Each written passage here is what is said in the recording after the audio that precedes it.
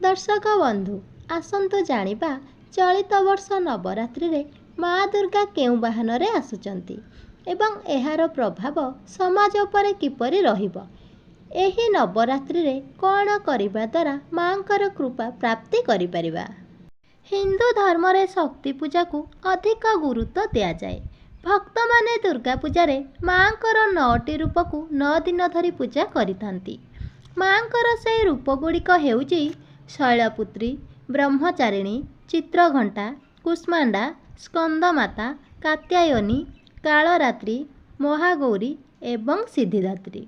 एही कारणरू एहाकू नवरात्रि बोली कुहाजाए। प्रत्येक वर्ष माँ भिन्न भिन्न बाहन रे आसंती।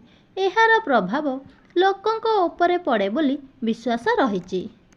2024 रे शारदीय नवरात्रि अक्टोबर 3 रु आरंभ होई 11 अक्टोबर रे नवरात्रि शेष हेबो ओ 12 अक्टोबर रे विजय दशमी पालन करा जिवो। एहा परे माँकर मेलाणी हेबो। शारदीय नवरात्रि आश्विन मास शुक्ल पक्ष प्रतिपदा तिथि रु आरंभ होइथाए। एही दिन रे घट स्थापन परे माँ शैलपुत्री पूजा करा जिवो। मान्यता रहिछि शारदीय नवरात्रि प्रतिपदा ठारू आरंभ होई नवमी तिथि पर्यंत माता रानी धरित्री उपरे भक्तंक सह वास करिथांती। भक्त मानकर मनस्कामना को पूरण करिथांती। माँ को बाहन 12 अनुसार स्थिर करा जाए। जदि नवरात्रि रविवार एवं सोमवार रु आरंभ हेउची तेबे देवी हाथी रे आसिबे। मंगल एवं शनिवार दिन जदि नवरात्रि आरंभ हेउची माँ घोड़ा रे आसिबे।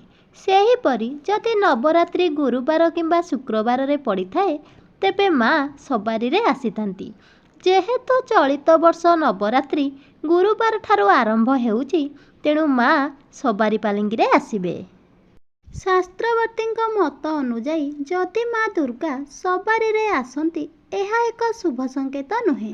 एहार प्रभावरू समाज रे खूब भयंकर परिस्थिति सृष्टि होइथाए। लोकमानंक स्वास्थ्य रे प्रभाव पकाइबा सह समाज रे बड़ धरणर महामारी व्यापीबार विपद रहिछि। एहा व्यतीत जेबे माँ सवारी रे आसीतांती सेतेबेले अराजकता परिस्थिति उपजी पारे एवं कौनसी कारणरू देश रे हिंसा मध्य होइथाए। लोकंक पारिवारिक जीवन रे मध्य एहार प्रभाव पड़िथाए।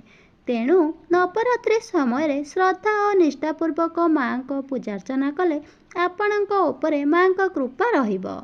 नवरात्रि रे अष्टमी और नवमी दिन छोट कन्या को श्रद्धार सह भोजन कराइबा उचित। एही दिन मानकरे महिला मानकु अपमान कराइबा उचित नुह। आर्थिक समस्यारू मुकुलिबाकू चाहुतुले चांदीर कौनसी भी सामग्री आनी देवी माँ को अर्पण करंतु। एहा द्वारा माँकर कृपा सर्वदा आपणक उपरे रहिबो। अपार धन संपत्ति पाई एही दिन रे किन्नरଙ୍କ ठारू पैसा आनी आपणक पर्स रे रखंतु। एहा अत्यंत शुभ होइथाए। चाकिरी रे उन्नति करिबाकू चाहुतिले 3टी नड़िया आनी घरे रखंतु एवं नवमी दिन मंदिर रे चढ़ांतु। एहा द्वारा देवी माँ को कृपा आपणक उपरे रहिबो।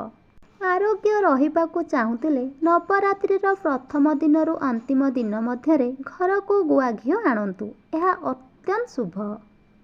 सौभाग्य प्राप्ति पाई समस्त सधबा जिनिस जेपरि काच, कजल, कुकुम, मंगलसूत्र, चुनुरी, चूड़ी किणी काली माँ को अर्पण करंतु नवमी दिन।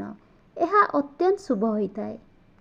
तेणु नवरात्रि रे एही सबु सामग्री घर को निहाती आणंतु एवं माँ दुर्गांकर आशीर्वाद आपणक उपरे सर्वदा बनाई रखंतु।